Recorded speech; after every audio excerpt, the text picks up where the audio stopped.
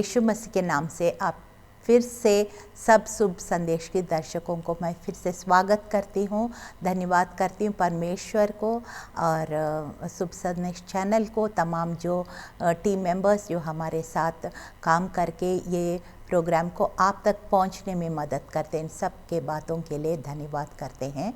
और छोटी सी प्रार्थना के साथ इस कार्यक्रम को हम शुरुआत करेंगे। धन्यवाद परमेश्वर पिता, राजाओं का राजा, प्रभुओं का प्रभु, आपके अनुग्रह सिंहासन पर यीशु के लहू के द्वारा आते हैं प्रभु। एफिसियों 1:17-18-19 में लिखा है, तेरी मिरास को हम जाने प्रभु जो हमारे लिए रखा है। तेरे वचन का भेद हमारे लिए खोलिए प्रभु, और सिर्फ उनको सुनने वाला देखने वाला नहीं है, वरन उस पर चलने वाला हम बुद्धिमान बन सके और आशीषों का वारिस बन सके। सारा आदर और महिमा तुझे देते हैं यीशु मसीह के जीवित और सामर्थी नाम में इस प्रार्थना को हम मांगते हैं। सुनिए, ग्रहण कीजिए, आमीन। जो विषय मैंने लिया है, अभी आप सब जानते हैं पैशन वीक बोलते हैं इसको। इसमें हम बहुत कुछ लोग ऐसे उपवास रखते हैं। मैंने जो संदेश लिया है, द बी एटीट्यूड्स, जो हिंदी में इसको पहाड़ी उपदेश भी बोलते हैं, ये ऑफिशियली यीशु मसीह ने पहला प्रचार किया है। और हम थोड़ा सा वचन में से हम देखेंगे उसका आज के समय पे ये कैसे हमारे लिए ये रेलेवेंट होता है। मत्ती 5 अध्याय में हम देखते हैं, पहला और 2 मैं पढ़ रही हूँ। वो भीड़ को देखकर पहाड़ पर चढ़ गया, और जब बैठ गया तो उसके चेले उसके पास आए, और वो अपने मुंह खोलकर उन्हें एवं उपदेश देने लगा। देखिए, मसीह जीवन मतलब ये है कि सिर्फ बाहर से जो दिखता है वो ही नहीं है।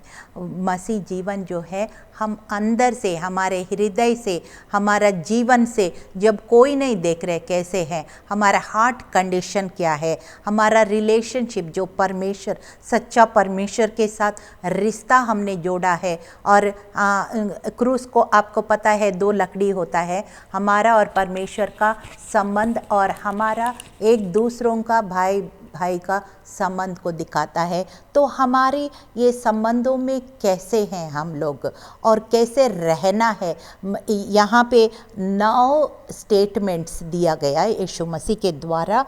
हम इस चीज़ को ध्यान से देखेंगे, क्योंकि ये 2020 ईयर्स 2020 साल पहले जो यीशु मसीह इस पृथ्वी में आए थे, तब ये उपदेश किया है। लेकिन आज भी ये उपदेश हमारे प्रत्येक जीवन में ये हमारे लिए रेलेवेंट होता है। इसलिए हमको कई बार इस समय, खास करके जब पैशन वीक चल रहे हैं, इस समय हमको और ज़्यादा इसके ऊपर स्मरण करके अपने दैनिक जीवन में उसका अमल करना बहुत ही ज़रूरी है, क्योंकि हमारे अंदर कैसा है वो ही हमारे बाहर आता है। इसलिए हमारी जो हार्ट कंडीशन, हमारी रिलेशनशिप, वो बहुत मायने रखता है। It's not about doing, it's about your attitude. हमारी एटीट्यूड कैसा है, ये सबसे पहले यीशु मसीह ने बहुत इसका जोर लगाया, एम्फेसिस किया। इसलिए हम थोड़ा सा समय लेके इसको दोबारा, हम कई बार हमने सुन चुके होंगे उपदेश, लेकिन दोबारा एक नई तरीके से, ताज़ा अभिषेक के साथ इस उपदेश को हम सीखेंगे। और इसमें ज़्यादातर देखिए, इसमें 9 ब्लेसेड स्टेटमेंट्स है। आशीषित, आशीष का मतलब दुनिया के नज़र में आशीषित bungalow, car, electronic goods, bank balance, बहुत कुछ हो सकता है। लेकिन बाइबल के परिभाषा में आशीषित कौन है? जो अंदर में जिसका शांति है। कई बार हम देखते हैं कि वो सब कुछ है तो भी घर में शांति नहीं, मन में शांति नहीं है, लड़ाई झगड़ा है, बहुत कुछ अशांति है, लेकिन वो पूरा आशीष नहीं हो सकता। That is only A partial blessing, not the complete blessing. आपको पता है इज़राइल में जब लोग एक दूसरों को कैसे ग्रीटिंग्स देते हैं, शालोम। शालोम का मतलब होलनेस, 23 ब्लेसिंग्स उस एक शब्द में मिला हुआ है।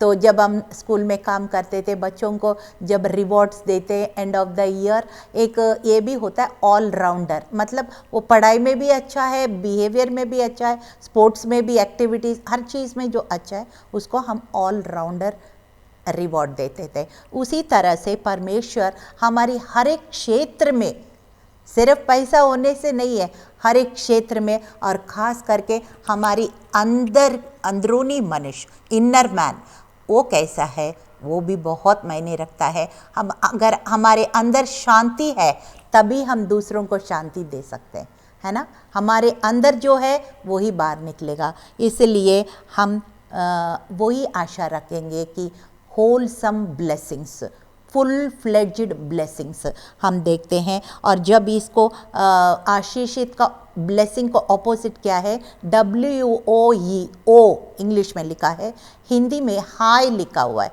तो ये आशीष का विपरीत शब्द है, वो हम कोई नहीं चाहते हैं ना। तो इसलिए हम आशीष चाहते हैं। और उसका जब आशीषित स्टेटमेंट्स को यीशु मसीह का हम थोड़ा ध्यान से देखेंगे तो 4 बातें हम यहाँ पे गौर करेंगे। उसका परिभाषा क्या है, उसका पृष्ठभूमि क्या है, उसका कैसे कनेक्टेड है हमारे जीवन के साथ, और फिर उसका अमल कैसे हम करेंगे।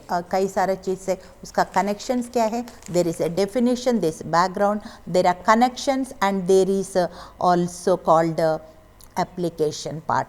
ये सारे चीज़ को हम जल्दी से देखेंगे। सबसे पहला स्टेटमेंट क्या है, यीशु मसीह ने जो बोला है, धन्य है वे मन के दीन है क्योंकि स्वर्ग का राज उन्हीं का है। मन के दीन है, हालेलुया।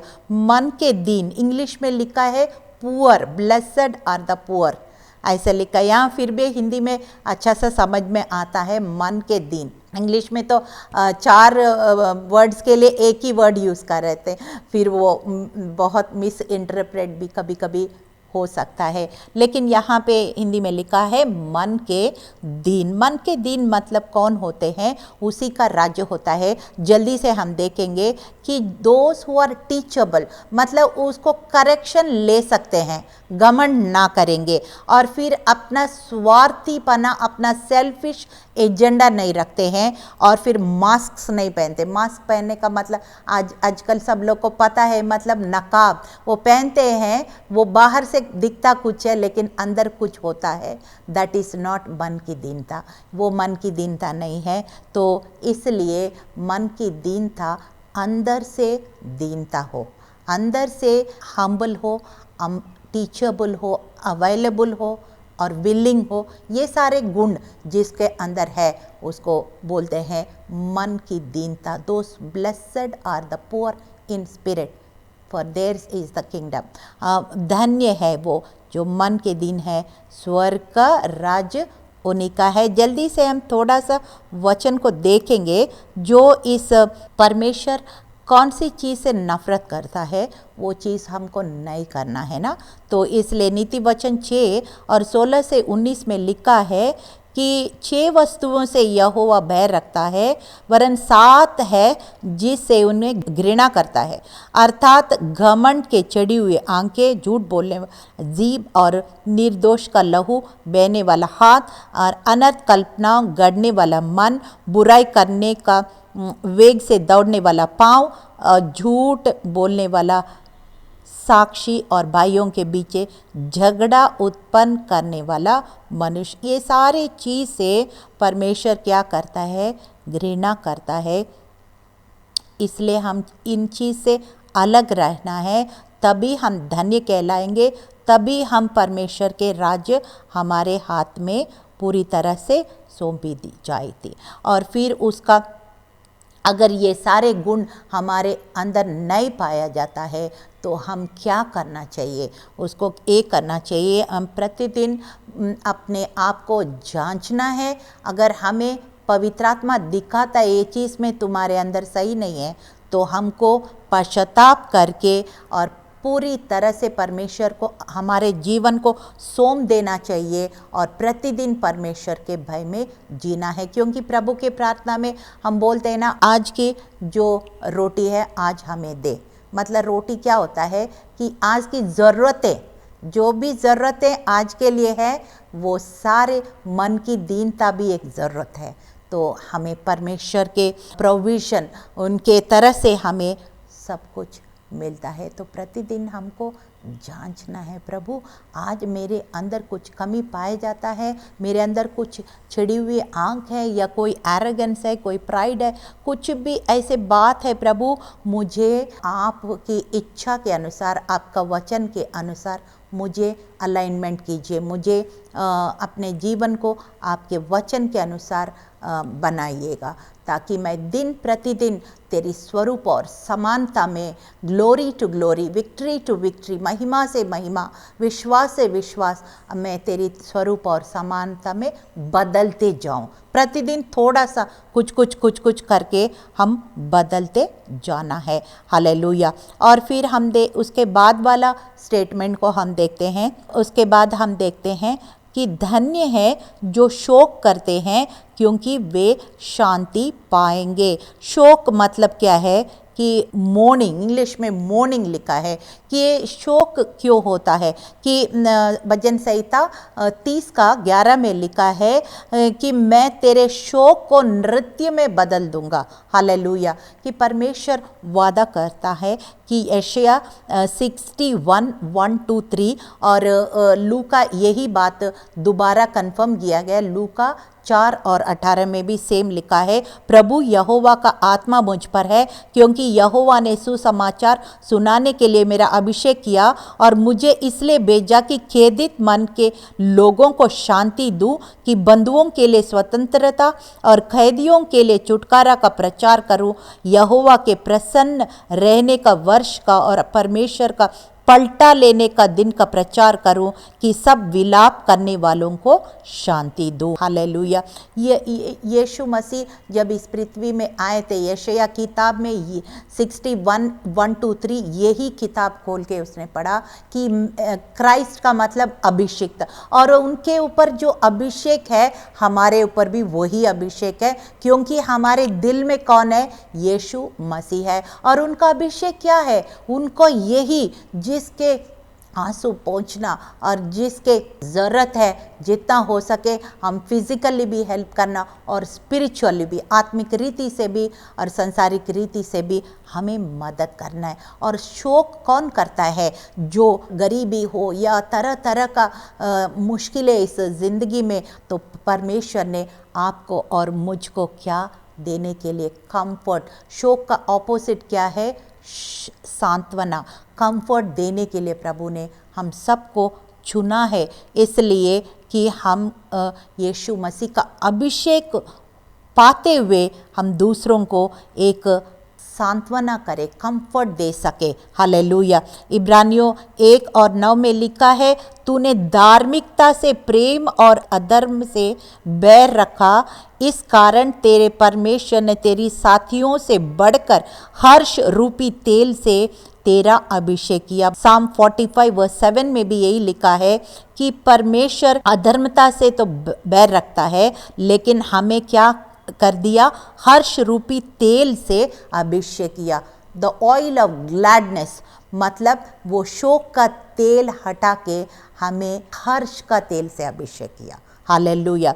इस तरह से हमारा जो गंदे मैले कपड़े निकाल के हम नहा धो के साफ कपड़ा पहनते हैं ना, ऐसे हमारे जीवन को परमेश्वर ने उस शोक करने वाला, that clothes of morning he removed. Hallelujah. वो शोक करने वाला कपड़ों को हटा के हर्ष का तेल से अभिषेक किया, और हर्ष का ओढ़ना हमें ओढ़ा है। मतलब ये कभी कभी हम अच्छा सा ड्रेसअप होते हैं तो हमें लोग देख के कहें ये तो बहुत खुश है, ऐसे बोलेंगे ना। तो ऐसे ही परमेश्वर ने हमें अच्छा सा ओढ़ना दिया। कैसे दिया? हर्ष का ओढ़ना दिया, आनंद का ओढ़ना दिया और खुशी का ओढ़ना दिया, और हमारा शोक का ओढ़ना उसने ले लिया, अपने ऊपर ले लिया, और फिर हमें नया हर्ष का अभिषेक उसने दे दिया। हालेलुया। और फिर तीसरा हम स्टेटमेंट देखते हैं, फिर क्या लिखा है, धन्य है जो नम्र है क्योंकि वो पृथ्वी की अधिकारी होंगे। हालेलुया, नम्र है। यहाँ पे इंग्लिश में शब्द लिखा है, blessed are the meek for they shall inherit the earth. और हम देखते हैं इसका परिभाषा, नम्र मतलब ये जो नम्रता परमेश्वर के नज़र में क्या है, दुनिया के नज़र में क्या है, कि हम वचन से ही देख सकते हैं ना, तभी हमें समझ में आएगा कि यीशु मसीह क्या चाहते हैं नम्रता का मतलब। साम 37 वर्स 11 इसमें लिखा है, परंतु नम्र लोग पृथ्वी के अधिकारी होंगे और बड़ी शांति के कारण आनंद मनाएंगे। और गिनती का 12 और 3 में लिखा है, मूसा तो पृथ्वी भर के रहने वाले सब मनुष्यों से बहुत अधिक नम्र स्वभाव का था। हालेलुया। और गलतियों 5 और 22 और 23 में आप सबको पता है, आत्मा का फल प्रेम, आनंद, शांति, धीरज, दया, भलाई, विश्वास, नम्रता, संयम, ऐसे कामों के विरोध में कोई व्यवस्था नहीं। तो ये आत्मा का फल में एक ये भी है नम्रता। तो ये नम्रता मतलब क्या है कि परमेश्वर, मैं ये सोचती हूँ पेशेंस मतलब कई बार शैतान क्या करता है, ऐसे परिस्थिति को क्रिएट करता है कि हम अपने आप को श्राप देते हैं, कई बार बच्चों को श्राप देते हैं, हमारे खिलाफ जो काम करे उसको श्राप देते हैं। क्यों? क्योंकि हमारे अंदर वो सेल्फ कंट्रोल बोलते हैं ना, जो अपने आत्म संयम वो खो बैठते हैं, बैलेंस खो बैठते हैं। फिर हम शैतान ऐसे क्रिएट करके हम पेशेंस को लूज़ कर लेते हैं। तो परमेश्वर ऐसे लोग को नम्र नहीं बोलते हैं। नम्र लोग वो है जो पेशेंस रखते हैं और प्रोवोक नहीं हो जाते, इरिटेट नहीं हो जाते हैं, और सबको साथ लेके, मतलब कुछ लोग इरिटेट तो करेंगे, हर तरह का लोग, मूसा को 6.5 मिलियन इजरायलियों को साथ लेके जाना पड़ा। सोचिए कितना उनको पेशेंस टेस्ट किया होगा, कई बार टेस्ट किया होगा। इसीलिए उसको सबसे पूरा दुनिया में नम्र व्यक्ति मूसा करके बाइबल में गिनती 12 का 3 में लिखा है। तो हम भी अगर अभी तक हम नम्रता नहीं दिखाया तो हम परमेश्वर से पूछे, वो उदारता से हमें जो कुछ कमी घटी है वो हमें भरने वाला परमेश्वर है। और नेक्स्ट उसके स्टेटमेंट में जाते हैं, धन्य है जो धार्मिकता के भूखे और प्यासे हैं क्योंकि वे तृप्त किया जाएंगे। आज बहुत लोगों को हम देखते हैं ना, तरह तरह का भूख होता है ना, कि ज़्यादातर देखते हैं लोग पैसा के बहुत भूखी होते हैं। मैं ये नहीं बोल रही हूँ कि आप पैसा मत कमाओ, दुनिया में रहते हुए हमें पैसा का भी ज़रूरत है, लेकिन आपके दिल के अंदर जो पैशन है, जो तीव्र इच्छा है, वो गहराई में आप क्या चीज़ को चाहते हैं, वो आपका डीप डिज़ायर, वो जो पैशन, आप कौन चीज़ को आप ढूंढते हैं, कौन चीज़ को आप चाहते हैं। कई लोग मुझे बोलते हैं कि मुझे स्पिरिचुअल ग्रोथ चाहिए, मुझे आत्मिक रीत से बढ़ना है। क्या आप एंड ऑफ द डे, रात में जब सोते बिस्तरे समय, क्या चाहते हैं आप, एग्जैक्टली क्या चाहते हैं, वो आप असली भूख है, प्यास है। मैं ये नहीं बात कर रही हूँ कि आप रोटी मत खाओ या खाना नहीं खाओ, वो भूख के नहीं कह रही हूँ मैं, शारीरिक भूख नहीं कह रही हूँ, आत्मा की भूख। वो क्या चीज़ है आपका अंदर, किस चीज़ का आप भूखे और प्यासे हैं। वो बहुत सारे वचन हैं बाइबल में, यशायाह 55 में भी लिखा है, all those who are thirst come unto me. और बहुत सारे यूहन्ना 7 में भी लिखा है, आओ मैं जीवन का नदियाँ बहाऊंगा। बहुत सारे वचन हैं, लेकिन सारा वचन बोलने का समय नहीं है। ये जैसे एक हिरनी एक रेगिस्तान में इतना प्यासे हो जाता है क्योंकि वहाँ गर्मी भी इतना तेज होता है, और फिर वो प्यास से भागते भागते और प्यासा हो जाता है। वैसे साम 63:1 में हम ऐसे पढ़ते हैं कि जैसे हिरनी पानी के लिए तरसता है और मैं दिन रात तेरे उपस्थिति के लिए मैं तरसता हूँ, ऐसे भजन लिखने वाला साम 42 में कहता है। और साम 63:1 में लिखा है कि हे परमेश्वर तू मेरा परमेश्वर है, मैं तुझे यत्न से ढूंढूंगा, सूखी और निर्जल भूमि पर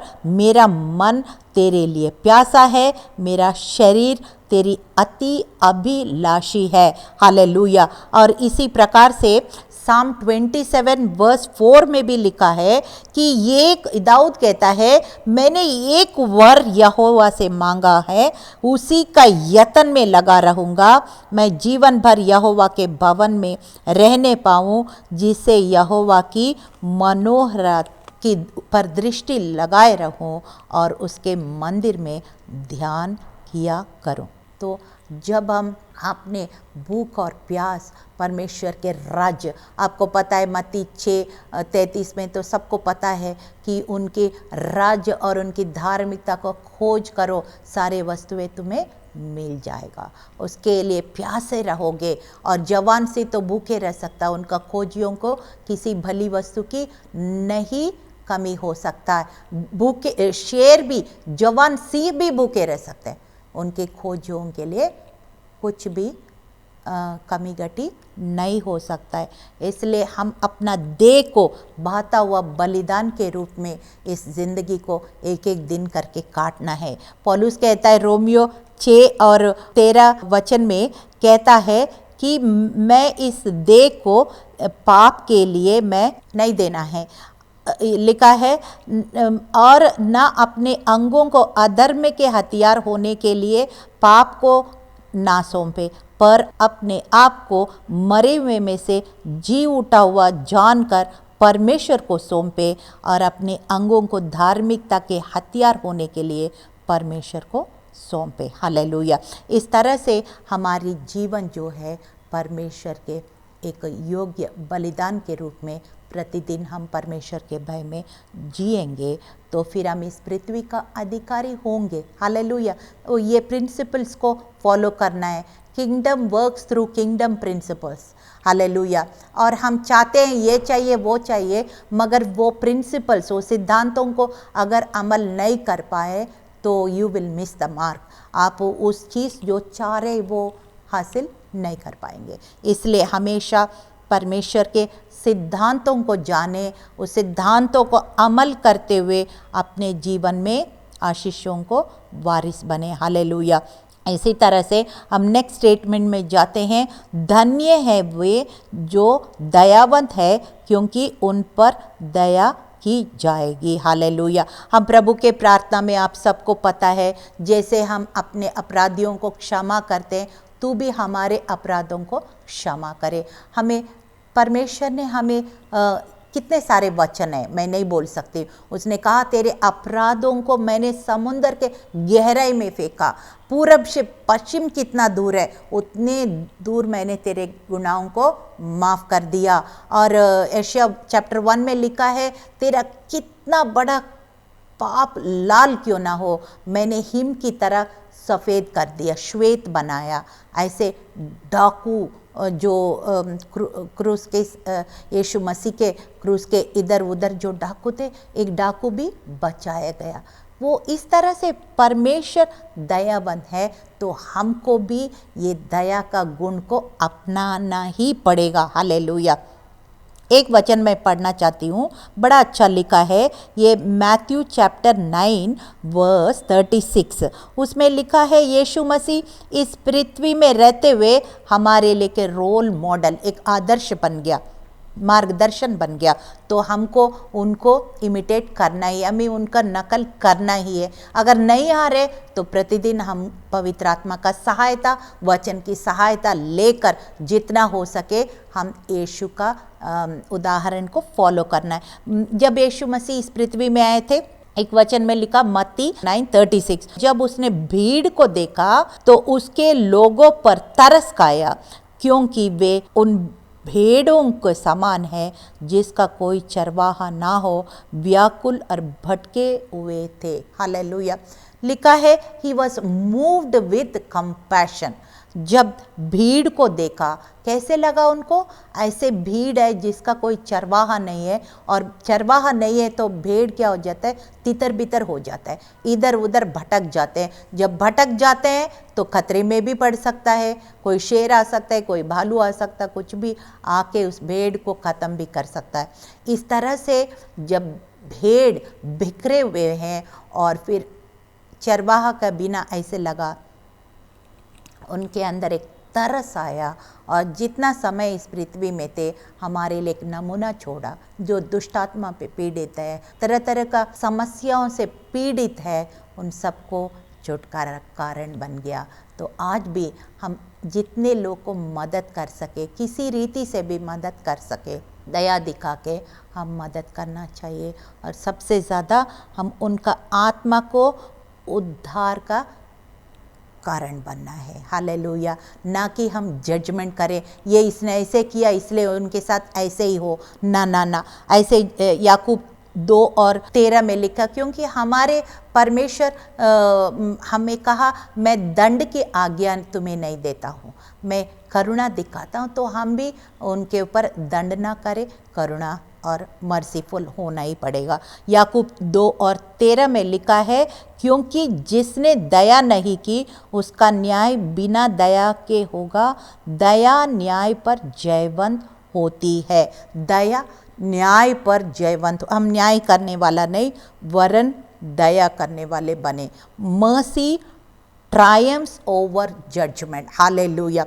तो इस प्रकार से परमेश्वर कहता है कि धन्य है जो दयावान है, उनको दया की जाएगी। What you give will come back to you. जो आप दे रहे दूसरों को वही आपको वापस आ जाएगा। आप दूसरों को दया दिखाओगे, जब आपकी दया की ज़रूरत है आपको भी दया मिल जाएगी। हालेलुया। और फिर उसके बाद धन्य है जो मेल करने वाले, जो परमेश्वर की पुत्र कहलाएंगे।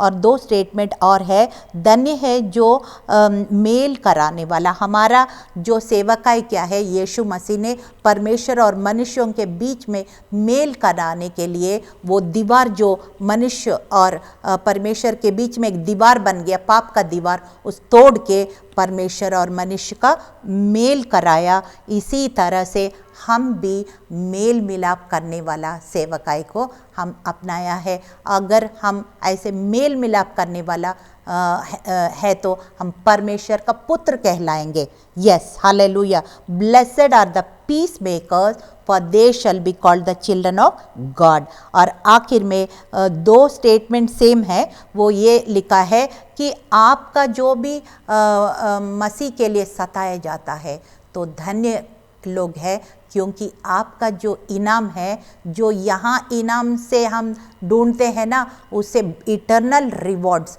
जो है बहुत ज़्यादा होता है। इसलिए वो ये कहना चाहते हैं, इस थोड़ा थोड़ा मुश्किलें अगर हो भी रहें, थोड़ा थोड़ा बलिदान करना भी पड़े, थोड़ा तकलीफ़ें उठाना भी पड़े, गालियाँ सुनना पड़े, या कुछ भी ऐसे आपको उल्टा सीधा बोलेंगे या कुछ भी करेंगे तो भी फ़ायदा है, क्योंकि हमारा eternal rewards they are much more richer when compare to this world. ये दुनिया के इनामों से बहुत ज़्यादा अधिक है। इसलिए तकलीफ़ उठाना ही वाइज है, ना कि समझौता करना विजडम नहीं है, बुद्धिमानता नहीं है।